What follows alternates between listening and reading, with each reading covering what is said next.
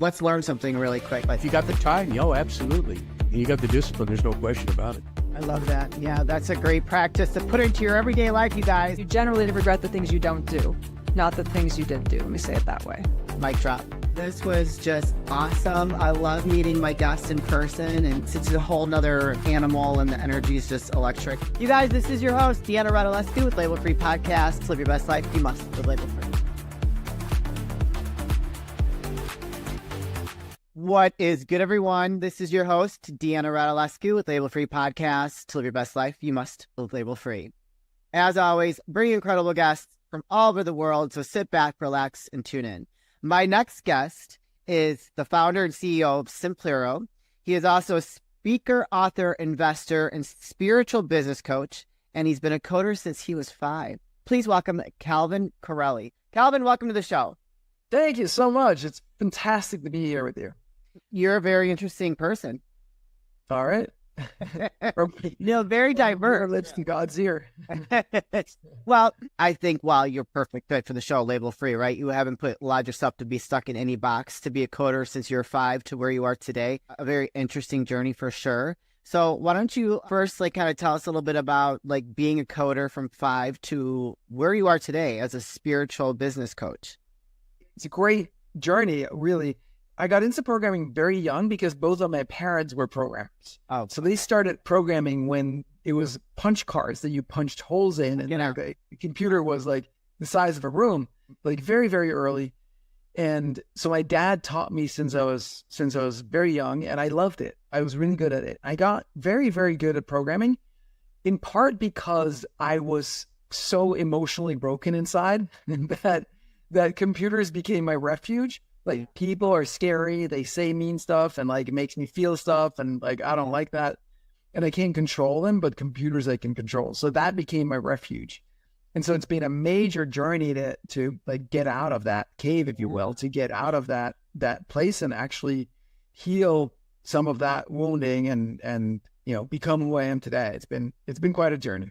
Yeah, for sure. And I feel like a lot of people that are kind of coders and into that whole tech space probably have that same mentality, computers are my best friend, they're not going to hurt me, they're not going to do things to me. And I that just makes a lot of sense, and I've never heard anybody say that before. And I used to work in tech sales, so I work with a lot of people. I think the best programmers are emotionally broken people. I think we are. It's what makes us really good at it. Does something happen for you to be emotionally broken, or is just something that I don't know, because you said your mother and father had the same background, and was there trauma there? I mean, for sure. I think the way that this stuff works is that we come into life with some pattern or something that we want to work through in this lifetime, and so we organize our circumstances so that it brings us to that situation, right? Yeah. So I came into life with a sort of deep feeling that there's something wrong with me. I'm fundamentally flawed, broken. Shame is another word, but it's deep feeling that I'm wrong somehow. And then I created situations that then reinforced that for me. But someone else would come into my life without that pattern, and they would interpret whatever happened in a different light. They'd be like, "What are you doing? You're an idiot." Versus I'm an idiot, right? Yeah. And so I think that's how we organize stuff. That's interesting. I've never heard anybody say that before, that we organize circumstances potentially just keep us in that same cycle of that feeling. Or to bring that up so that we can heal it in this lifetime, so we can overcome it in this lifetime. It's I think it's life is like the movies. We go to the movies to be entertained or to learn something. Yeah. And we go to planet Earth to live a lifetime so that we can either be entertained or work something out or learn something, right? Grow in some way. Yeah. And that's the invitation of each lifetime, is what are we here to work on this time? For sure. And I feel like if we keep creating those circumstances and we don't learn that lesson the first time, you keep creating it over and over and over again until you finally get the lesson and you can grow past it. 100%. Yeah, exactly. Right. Life keeps showing you where you're not free. And that's it'll just get stronger and stronger and stronger. And some people never choose to face that, and some people do eventually, and some people do it very easily, and it just needs a wing with a feather, and other people need sledgehammer over the heads, or like different situations, different times, and different patterns, right?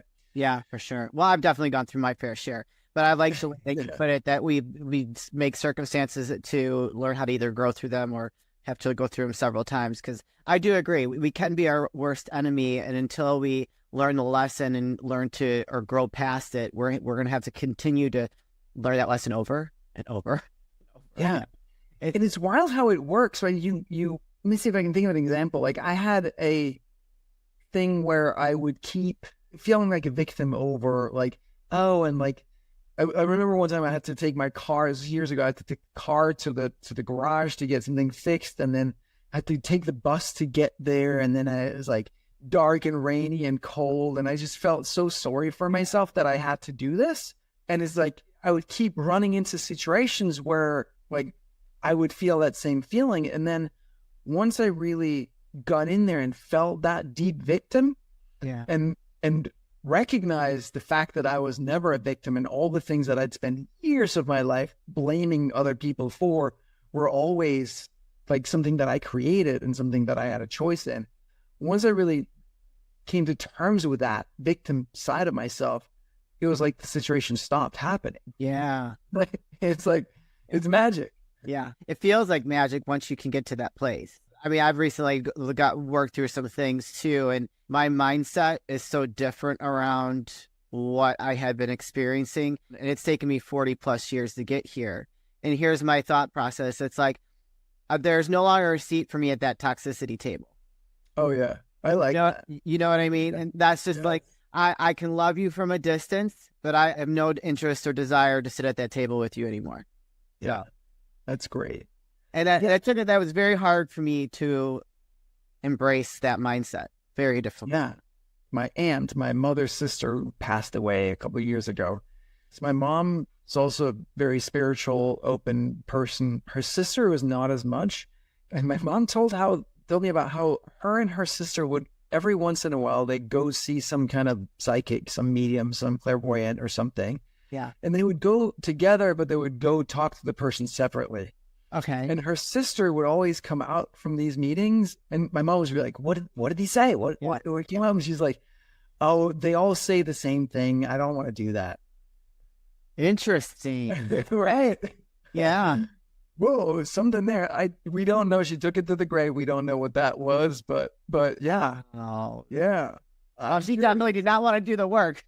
I know. She was like, that, not going there. Yeah. Well, I think it's hard for some people to kind of look in the mirror and see their truth, and they'd rather be in denial or whatever. It's a cycle that they don't want to fix it. So I've got people in my family that are like that too. Yeah. And what I see is that most people, they will do work till a certain level, and then it gets like too close, and they stop, they back out. They're like, oh, I'm done. I see it even with influencers, brands, gurus, teachers, where you can say like they've overcome so much, and then you're just like, oh, and then they stopped. Then they came face to face with their deepest fear, their deepest pain. And I have a lot of empathy for that, but I'm also curious about it, because like, you did this work so much, but like here, like, what's next? Yeah. I feel like our work is never done. Like, we should always be trying to evolve and to grow and to morph into a better version of ourselves. I feel like that's a lifelong, if you have that open mindset, I feel like that's a lifelong journey for us. It is, for sure. Yeah. And time doesn't exist. Time is an illusion of the mind, right? So like, whoa, like now what? Right? Like all time exists in the now, and like we have all these infinite possibilities and timelines all at the same time. So like, which timeline do you want to be on? Yeah. Yeah. Yeah. Very true. Like, how is it being a coder, which is very logic based, to being a spiritual business coach, which is like completely opposite? It's fascinating, because one of my quotes is, spirituality done right is just reality. Well, I like that. I feel like a lot of people a lot of spiritual people and like people in the spiritual world, and I've definitely done this myself, like it becomes a belief system that's separate from reality. It's like, well, there's 3D reality, but there's this other thing that I sort of kind of believe, but don't really believe. Yeah. and it becomes a little bit make-believe. And I think that when we get far enough with science, not what's currently practiced, which I call scientism, which is another religion, another dogma, right? There are certain things that you can't challenge, that you can't question. You're not actually allowed to follow the scientific method, because then you get excommunicated from the scientific community, and you don't get funding and grants and all of that stuff, right? Yeah. If we actually practiced science as the scientific method, which is all about asking questions and falsifying things, we would find that everything that they've talked about in the religions of the past, we can now actually validate scientifically. Sure. So it's like science is the new language of religion, is like religion 2.0. So for me, it's very rational, in reality based, in like, well, how does the world actually work? Most of us were aware that Einstein lived and had some pretty smart ideas, and there are people who had better ideas since him even, but we still tend to live in a Newtonian 3D reality most of the time. Yeah. Then we talk about love and feelings, and we behave differently in certain areas, but mostly we still live in a Newtonian world in our minds. Yeah. So when did you want to, what was your journey like becoming a spiritual business coach? Because that stems from somewhere, right? We all have these experiences that puts us on this a different path, and we're somewhere we never thought we'd be. And so for you, like coder at 5 to all these different things, and now a spiritual business coach, what made you want to go down that path? It was not a choice. It was a door that was open as a kid. I was very open, attuned to, messages, insights. I just had a sense that I understood what was going on inside of people below the surface, where everybody would react to the surface level. Like, he's angry. He's like, why does he do that? I'd be like, no, he's in pain. Like, was actually like, he's feeling this, he's feeling insecure, he's feeling hurt, whatever. And this is how it's coming out like that. I had that sense. But then later in life, in my teenage years, I decided that I couldn't trust that side. And this was like, mom, dad, mom was the spiritual, dad was not spiritual. Yeah. I was very scared of my dad. I love him. He's great. But as a kid, I was very like most boys, most boys are scared of dads. He's like had all his anger and all his temper. And as a kid, I felt like I sought out my mom a lot more because I was scared of my dad, but I felt like she couldn't protect me from him. So when he got in his anger temper tantrums and started hitting or yelling or whatever, I wasn't crazy, but as a kid, right? It lands like really hard. So unconsciously, I made the decision in my mind that I can't trust the quote unquote spiritual to protect me. So when shit hits the fan. Sure. So I let that side I suppressed that side of me, and I went into like coding and like all the practical and like doing all the things, like completely dismissing all the spiritual stuff.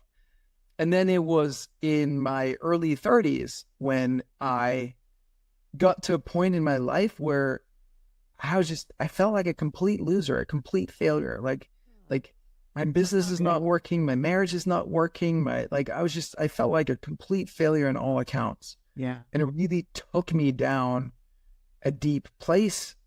And I started to get help, coaching and therapy and other kinds of help. And I started working with a coach that turned out to be a spiritual teacher more than a coach. And that's where I started to reawaken that side of myself. Oh, wow. That had to be like born again. Right. Yeah. And it was really painful, but it was remembering for me. Yeah.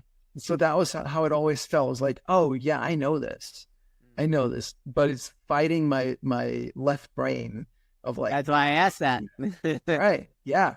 It's like the lower mind kind of the left brain, right? But it's the protective part of the left brain. It's like, it's not the open, actually logical, rational, because like you can reason yourself to the spiritual truths, but you can also reason yourself out of it. Yeah, absolutely. Just like with anything. Right.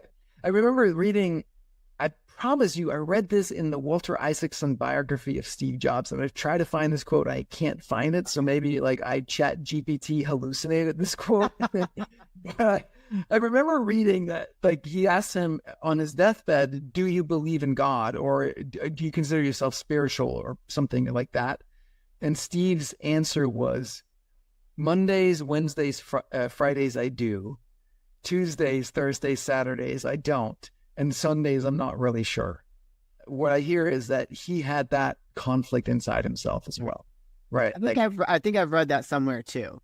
Yeah. Like somewhere in a meme or like a post, social media, where scrolling and something with Steve Jobs, and that, I mean, but that makes a lot of sense. I think that conflict lives in all of us, right? Until we decide to like just let life flow and really like reach that spiritual elevation where we're not like forcing things anymore. We're just trusting that we are living in our purpose and in our truth. Yeah. And it's a very scary place to decide to go, but really when you just make that decision to step into that and just let life flow, beautiful things happen. It's like that I saw on a sign some years ago, like, no, God didn't leave and leave in charge or something like that. Yeah. It's like he didn't just disappear and you be in charge of things. He's still there. Right. There's a video that came out maybe like 15 years ago, maybe a little less, around that time, where they, for the first time, they had MRI images of what life looks like from conception to birth. So from the egg gets impregnated by the sperm cell and starts dividing and dividing more, and then you have like the spine starts to form, and the hands and the fingers and the heart, the teeth, and I forget what that, they don't have teeth when they come out. But anyway, like all the nose and the eyes and all that stuff. I don't know how this works. It's been away a few years, but the point is, like, you see that like in crazy intelligence that's at work, right? Of like forming a human being in 9 months. Yeah, like it's fucking insane. Yeah. It's crazy. And then we get born, and then we think that intelligence went away. Right. It didn't. It's still fucking there, but we're fighting it. I like that. That was pretty profound. That was really good. Fred, what do our listeners need to do to take the next step with you? Deanna, it's really easy. First step with me, as with all the people I've helped, is to have a chat with me. If you're struggling with infidelity or broken trust or incessant fighting and arguing or being disrespected, that's making you really unhappy in your relationship, then give me a call. If you're struggling in your relationship, take that next step with Fred. Just like Wendy, who said she found Fred after having one unsuccessful relationship after another. She says, I learned how to respect myself and set healthy boundaries. She finally has a reciprocal relationship with a person who adores her as much as she adores them. Thank you, Fred, for all that you taught me. Without it, she would not be where she is. All those thousands of clients I've helped over the years, they started with that first chat with me. You guys, don't hesitate to go book that call with Fred. He's willing to help. Take advantage of the free call and see where it can take you. You never know. It can't hurt. Why spiritual business? Why for business? Why is it important for people that are in business to tap into that spiritual side of themselves? Because every business problem is a personal problem that shows up in business. And every personal problem, if you pull the thread, it turns out to be a spiritual problem. Interesting. Can you give us an example? Well, something that came up for me as I was looking at what needs to happen for me to unlock the next level of growth in my business, I was meditating on that. And then one of the things that came up was this old pattern of mine of I'm flawed, I'm broken, which I've done work with, and things have really changed, but it's one of those wounds for me that's so deep, apparently. And I think we all have versions of that, but it just keeps showing up in different ways and gets better, but it shows up again. And so that one showed up again as like, running from an energy of like, there's something wrong with me and there's something wrong with my product. It's not good enough. And like everybody in the world can sing my praises and right. You're amazing. The product's amazing. But if that belief is still there at the core, well, like it's not going to work, right? Like the marketing, the growth, et cetera, is not going to be at the level that it could be and that I want it to be. Yeah. So there's always some underlying belief or underlying core emotion that is causing this problem to exist for you. Yeah. And we can move at the level of 3D, of the level of matter as much as we want. But if the imprint that comes from that belief or that emotion has something else, like, it's going to win. Yeah. Eventually it'll win if you don't. Yeah. Would you consider that, I think a lot of people would call that like imposter syndrome. Do you consider that imposter syndrome, or do you just consider it like a spiritual issue that you've never dealt with, that you've buried deep inside that you need to really work through? That's a great question. I mean, it's definitely got elements of imposter in there. We have wounds at different levels. I think certain wounds are like soul wounds that just cut really deep.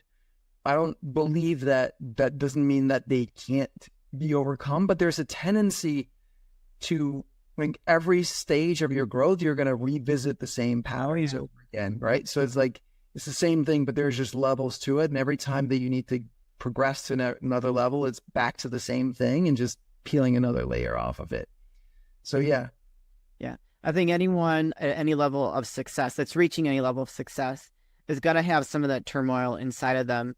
And I think that just makes us human, right? And have our own unique experiences. I look at it as an opportunity to really like grow even past the point that you thought was possible.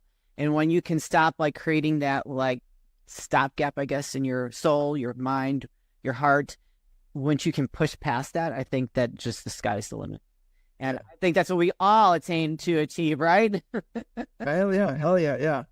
And I think the reason why business and spirituality as well, I think we're here on earth to share our unique vibration, our unique energy frequency with other people. And for those of us who are called to run a business, to build a business, the business is the vehicle for us to do that. Right? Just gave me goosebumps. Yeah. But that's the point of business. Yeah.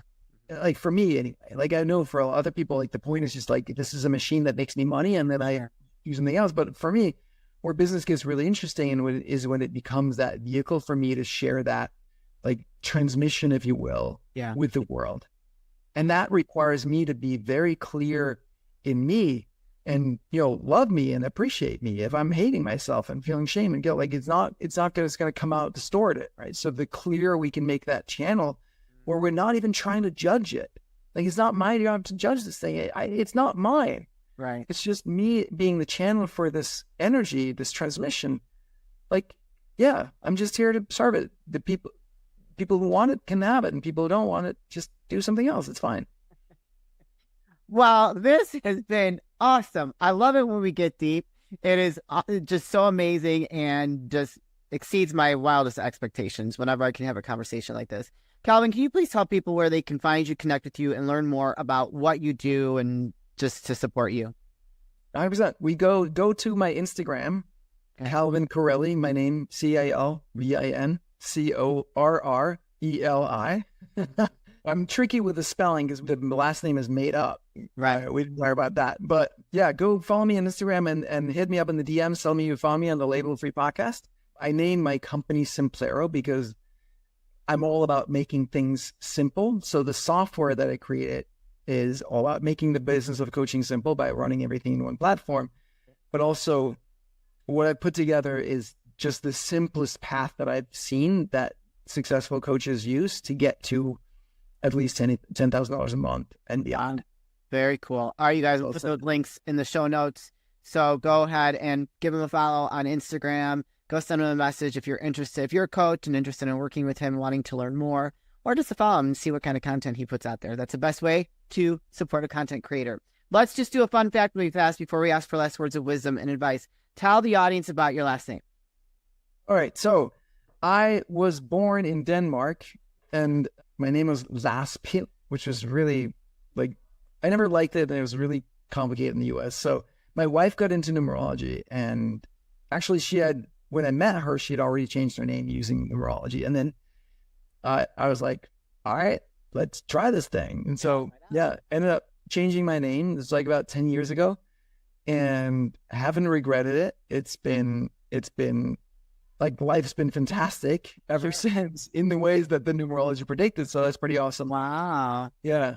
We had to make up when we did it the first time when we did it there, we had to do it in Denmark where we're from. Okay. And so there's some legal rules about last names. You have to pick one that's either Nielsen or Anderson or Hansen or something like that, or you have to pick a name that nobody else in Denmark has. Okay. So we ended up coming up with a name that 0 people in Denmark has, or I think 0 people in the world has that last name. Maybe with that spelling anyway. Yeah. Interesting. Very cool. All right. What's some last words of wisdom or advice you'd like to leave with us today? Trust in yourself, trust in God, trust in life, trust in your unique transmission. Like, stop questioning. Yeah. Just let it flow to people. Yeah. I love that. Beautiful. Just They need you. Yes. Yeah. I agree with that. I have learned to just let things flow and just trust. And it's hard to let go of that idea of control. But when you can let things just go and trust that things will flow right, miraculous things happen. Calvin, thank you so much for such an insightful conversation. It was truly unexpected, but very much appreciated. So thank you so much. We really appreciate you. Thank you. It was such a pleasure. It was great to be with you. You're welcome. You guys, this is your host, Deanna Radulescu with Label Free Podcast. To live your best life, you must live label free. As always, don't forget to subscribe, follow, rate, review, comment, share, all those good things. And I'll be back soon with more dynamic guests.